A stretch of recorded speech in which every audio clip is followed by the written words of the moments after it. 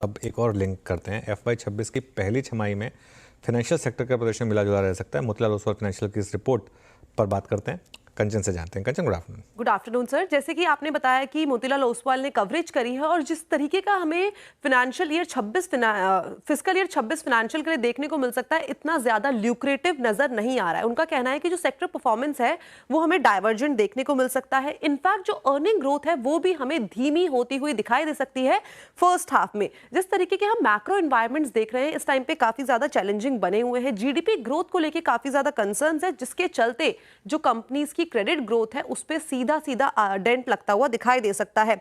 अगर fiscal year 26 के credit growth की बात करी जाए तो ये 12.5% पे रहने का अनुमान जताया जा रहा है।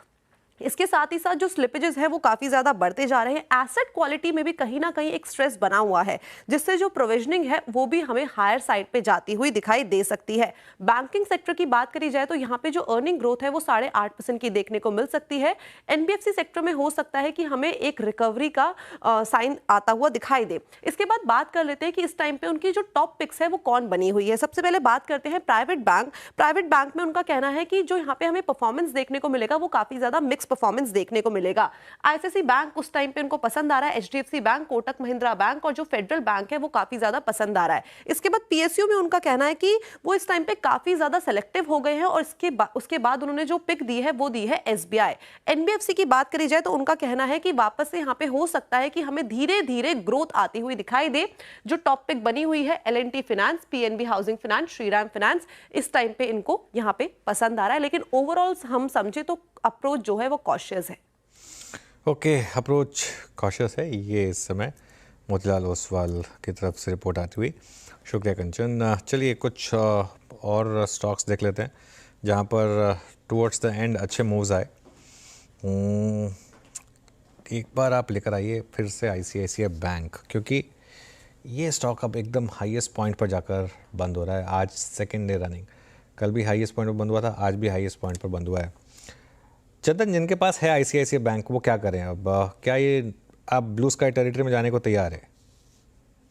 बिल्कुल, देखिए आईसीआईसी बैंक काफी अच्छी स्ट्रेंथ बना के खड़ा हुआ है और इनफैक्ट आप पिछले 7 दिनों में देखें तो 1200 से लेके 1315 तक का सफर तय किया है। इस काउंटर में काफी अच्छी स्ट्रेंथ है क्योंकि पिछले 3 महीने में जब इंडेक्स ऊपर के लेवल से 10-12% गिरा है, काउंटर उतना नहीं गिरा और रिकवरी शार्प है। पिछले 2 महीने की जो गिरावट थी पिछले लगभग 5 दिनों में रिकवर हो चुकी है, जो क्लियरली इंडिकेट कर रहा है कि यहाँ पे एक रिनाउंड बाइंग बननी चाहिए। ओवरऑल इसका लाइफ टाइम हाई की बात करें 2024 के हाई की, तो वो 1365 है। तो पहला टारगेट तो 1365 आता है, जो मौजूदा लेवल से ₹50 ऊपर है, यानी कि 4% चलते वो लेवल आ जाएगा। और उसके अलावा कहीं न कहीं जो डेटा सेटअप बन रहा है, वो 1400 तक की इशारा कर रहा है काउंटर में। तो 1362 और 1400 तक के सर्ज आईसीआईसी बैंक में बनने चाहिए। जिनके पास है वो होल्ड कर सकते हैं। मौजूदा लेवल्स को ध्यान रखें तो 1285 अब एक ट्रेलिंग का सपोर्ट काम करना चाहिए। सो 1285 के सपोर्ट से 1362 और 1400 तक के लक्ष्य आईसीआईसी बैंक में साधने चाहिए। ओके, 1400 तक के लक्ष्य रखेंगे आईसीआईसीआई बैंक में। तो ये इस समय मार्केट पर व्यू। चलिए बैन अपडेट बताते हैं आपको, हालांकि with a pinch of salt, क्योंकि 2 दिन से ऐसा लग रहा है दोनों स्टॉक बाहर आएंगे, लेकिन बॉर्डर लाइन केस ही है। 80% थ्रेशोल्ड होता है। बीएससी और मन्नापुरम दोनों 80% पर है। बैन से अगर बाहर आना तो ये 2 स्टॉक शायद बैन से बाहर आ सकते हैं। गुरांग जी, मन्नापुरम पर क्या व्यू है आपका? मतलब काफ़ी अब डील आनी ही है, वो बहुत लोग मान रहे हैं, बोर्ड मीटिंग होनी है, प्राइस भी काफ़ी अग्रेसिव बताए जा रहे हैं। 235-36 की बात हो रही है, उन लेवल्स पर डील होगी। आप क्या व्यू रखेंगे स्टॉक पर? तो अनुज भाई, दोनों ही गोल्ड लोन कंपनीज मणप्पुरम और मुथूट यहाँ पर खरीदारी की राय हमारी रही है। और मेरे ख्याल से जिस प्रकार के सोने के दाम ऊपर जा रहे हैं और $3000 तो ठीक है, मैंने ऐसा रिपोर्ट पढ़ा है कि $3500 तक भी पहुंच सकते हैं। उस परिस्थिति में आप अनुमान लगा सकते हैं रुपए की तुलना में सोने के भाव कहाँ तक जा सकते हैं। तो और साथ साथ ऑफ कोर्स जो ऋण की मांग है वो भी बढ़ रही है और एसेट क्वालिटी सुधर रही है। तो दोनों ही गोल्ड लोन कंपनीज मणप्पुरम और मुथूट हमारी खरीदारी की राय। Okay, Manappuram, Muthoot, considering gold prices यहाँ पे खरीदारी की राय है। अब हम क्लोजिंग की तरफ बढ़ रहे हैं। 1-2 स्टॉक्स और मार्क कर देता हूँ यहाँ पे, और यहाँ पे मूव आ रहे हैं। CDSL का जिक्र हुआ था, CESL का जिक्र हुआ था, ये अच्छा करता हुआ मूव, CSC माफ़ कीजिएगा। मैक्स को देख रहा था मैं, मैक्स हेल्थ केयर में क्या गजब का मूव आया है। कल ही इसने 2 निरमा से पुल बैक लिया था और आज इतना बड़ा वाइल्ड मूव। माने इसको क्या कैरी करना चाहिए क्या? मैं जिस प्रकार की स्ट्रेंथ दिखाई इसने 1090, और ये छोटा मोटा पुल बैक नहीं था, बड़ा पुल बैक था। वेटेज रख रहा है in terms of OI additions पे। आपका व्यू इस पे क्या है और कहाँ तक एक्सटेंड कर सकता है? और ठीक ऐसा ही मूव आया था प्री बजट भी। जी, तो देखिए स्टॉक ने सही जगह पे सपोर्ट लिया था अभी कुछ दिनों पहले, जब स्टॉक ने 200 मूविंग एवरेज पे सपोर्ट लेकर रिकवरी दिखाई। स्टॉक ने अब अपने इंपॉर्टेंट मूविंग एवरेजेस जो कि 100 और 50 हैं उनके ऊपर निकल गया है, 20 वीक मूविंग एवरेज के ऊपर ट्रेड करने लगा है, तो यहाँ से रिकवरी बढ़ सकती है। उम्मीद कर सकते हैं कि 1160 तक के भाव देखने को मिल सकते हैं, बट आई थिंक अगर एक फ्रेश खरीदारी करनी हो तो एक डिप का इंतजार करिए।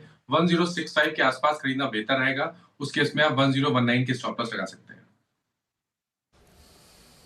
मैक्स हेल्थ केयर 1090 पे बाय, और मूव अच्छा है। डिसअपॉइंट किया किसने किया? आज हीरो मोटर कॉर्प ने। इस जनाब स्टॉक में एक रत्ती भर का एक पैसे का पुल बैक नहीं है, और आज भी I mean even the shortest moving average 10 डेमा को भी क्रॉस करने का पोटेंशियल इसमें नहीं है।